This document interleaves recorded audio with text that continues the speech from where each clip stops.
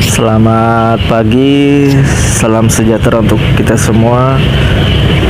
Ini saya akan mereaksi tentang video yang dimana bahwasanya ada seorang customer yang ingin menginap di hotel.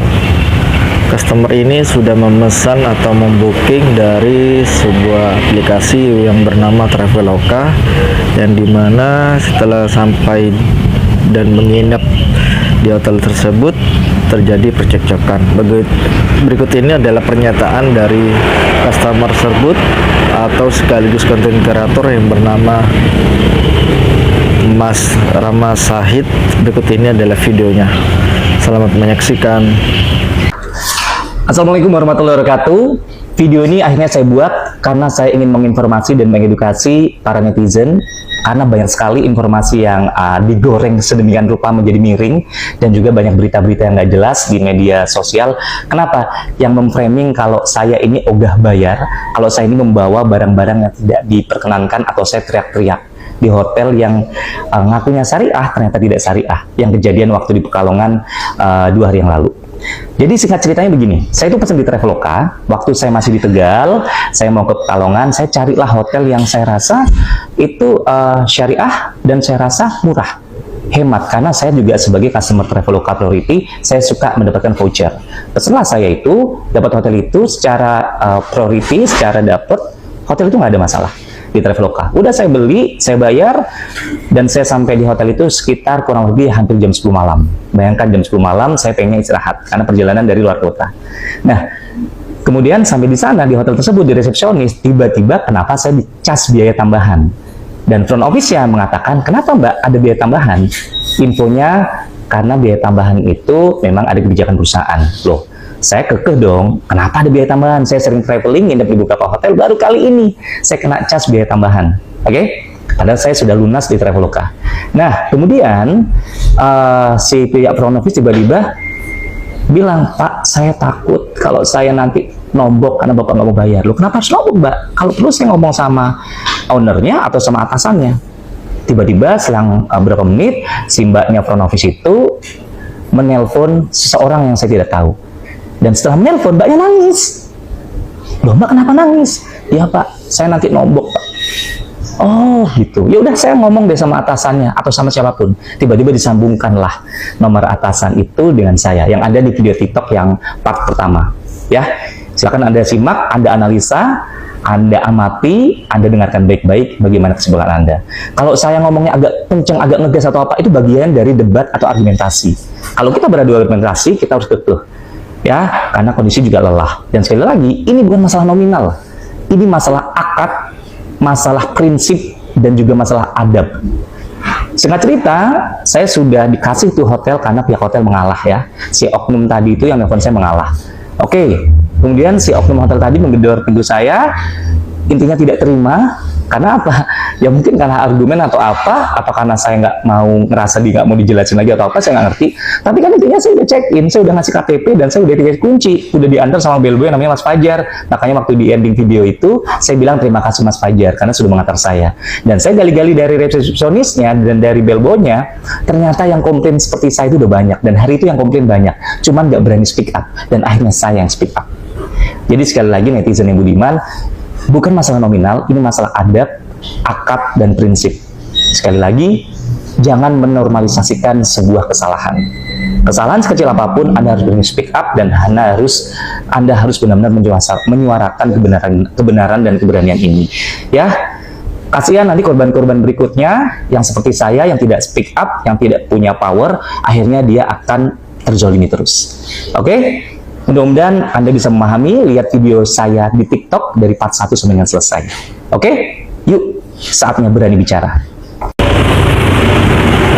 Dengan adanya Mas Rama Sahid meng-speak up tentang hotel tersebut, saya akan menjabarkan dari segi tamu, dari resepsionis hingga pengusirnya. Dan notabene saya adalah mantan karyawan hotel juga yang berdomisili di Sumeneb, yakni Hotel Musdalifah, yang dimana saya akan melihat dari segi dari Mas Rama Said untuk pemesanan atau membooking sesuatu untuk kamar yang dipesan itu sah dan tidak mempunyai adanya uang admin atau uang cas, yang dimana bahwasanya dari Traveloka ini sebagai mediator yang menjembatani hotel, salah satu hotel, dan bahwasanya selama saat ini dalam perjalanan dari Tegal menuju Pekalongan, yang dimana betulnya Mas Rama saat ini adalah capek dan mungkinlah dia lelah dalam perjalanan. Misalnya hotel ini melalui Traveloka, dan singkat cerita sudah memesan hotel sah-sah saja.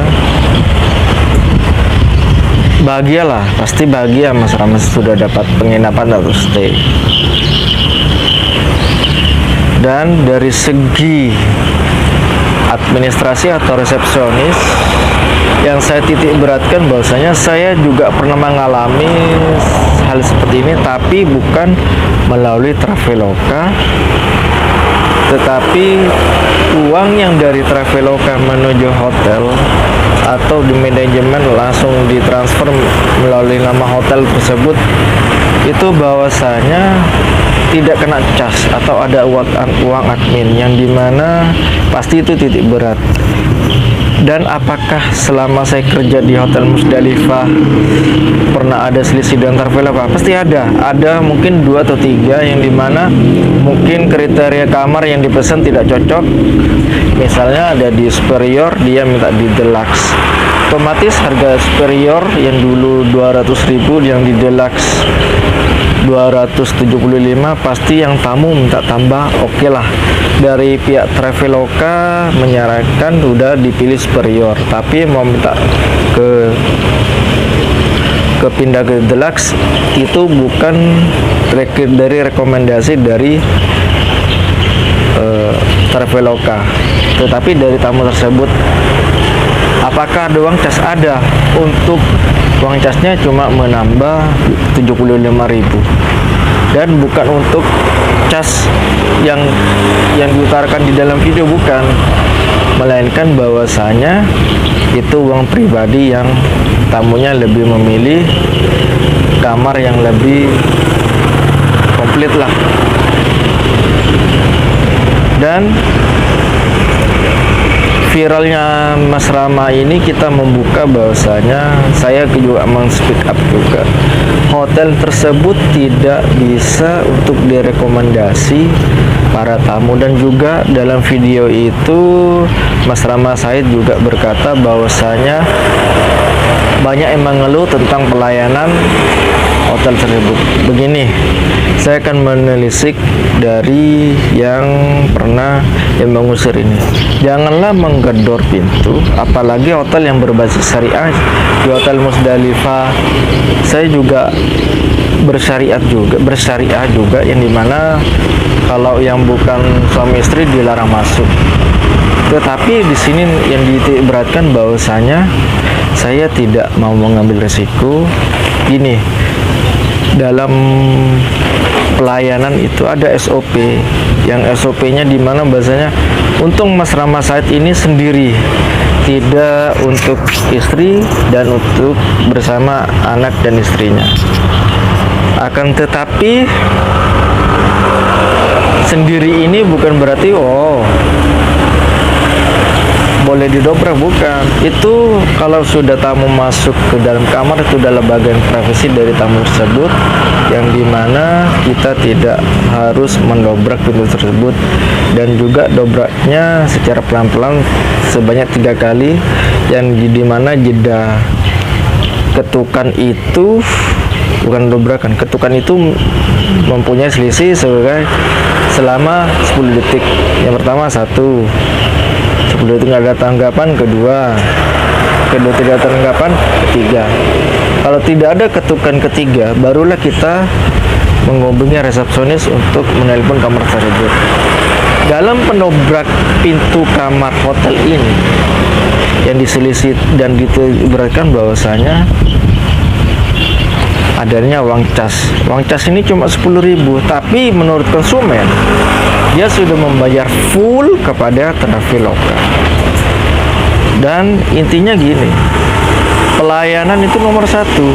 Pelayan bentuk apapun kita nomor satu. Untung Mas Rama Sahid ini bisa egonya agak standar lah. Saya juga pernah mengalami tamu bahwasanya ego yang paling besar gini, nunjuk dunia dan sebagainya. Gak apa-apa, tamu tuh nunjuk kepada krayon tuh gak apa-apa, asalkan jangan menyentuh kulit kita. Kalau menyentuh kulit kita itu sudah namanya kekerasan. Dan saya juga kalau ada tamu ini menerapkan SOP, standar operasional prosedur yang diterapkan hotel-hotel. Tentunya SOP ini harus bersandar harus disamaratakan dengan PHRI, Persatuan Hotel Republik Indonesia. Dan saya mengecam pendobrakan kamar oleh pihak manajemen, istilah manajemen kepada customer. Saya mengecam sekali, soalnya apa? Citra hotel dipertaruhkan satu malam ini dan bisa menjadi dari bintang 4 misalnya menjadi bintang 1 karena ulah oknum ini. Dan semoga saja adanya hotel yang Mas Rama Sahid ini kemungkinan bisa menjadi sepi dan banyak emang speak up atau mengkonotasikan negatif. Terima kasih untuk Mas Rama Sahid. Saya sebagai mantan karyawan hotel mengecam tindakan ini dan tidak berperi kemanusiaan dan tidak mengutamakan SOP yang dimana ibu yang di dalam video itu merekam juga. Tentunya ini etika yang tidak boleh dicontoh dan patut ditiru untuk semua hotel yang ada tamunya yang telah memesan di Traveloka. Semoga untuk para manajemen dan hotel di seluruh Indonesia ini menjadi pembelajaran, dan semoga saja adanya Mas Rama Sahid bisa menjadi contoh bahwasanya konsumen di atas segalanya dan pelayanan hotel harus dinomorsatukan. Terima kasih sudah menonton video dari saya, Bu Mosmat. Terima kasih yang sudah like, share, dan subscribe channel ini. Dan saya sampaikan salam sejahtera dan sampai jumpa. See you.